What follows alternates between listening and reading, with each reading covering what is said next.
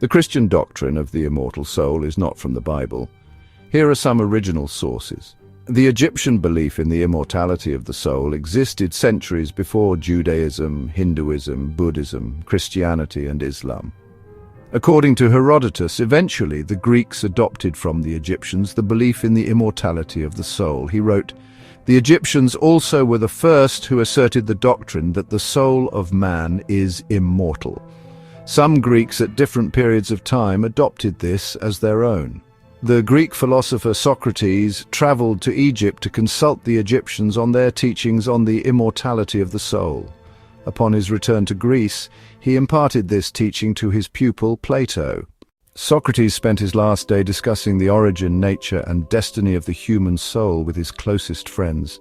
He declared death to be the separation of the soul from the body in which it is encased. His language is strikingly similar to that of many Christian churches today. He believed the soul is shown to be immortal, and since immortal, indestructible. Death is merely the separation of soul and body. Plato explains that there is a judgment after death for all souls according to the deeds done in the body. The righteous souls go to heaven and the wicked to hell. This teaching found its way first into Hellenistic Judaism through the influence of Philo-Judaeus, and later into Christianity through the influence of Tertullian, Origen, Augustine, and Thomas Aquinas. These writers attempted to blend the Platonic view of the immortality of the soul with the biblical teachings on the resurrection of the body.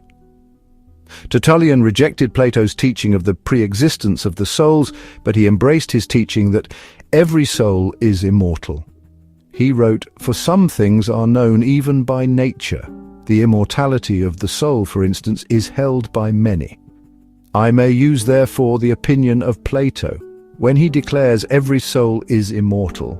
Note that the opinion of Plato is cited to support the belief in the immortality of the soul. No attempt is made to validate such doctrine by the scripture, obviously because in the Bible, the soul does not exist apart from the body. For Augustine, death meant the destruction of the body, which enabled the immortal soul to continue to live in either the beatitude of paradise or in the eternal torment of hell.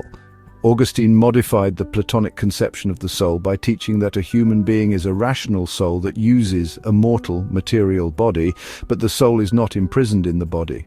Augustine's concepts dominated much of medieval Catholic thought until the appearance of Thomas Aquinas. During this time, the teachings of Socrates and Plato became so widely accepted that the two men were frequently regarded as divinely inspired pre-Christian saints.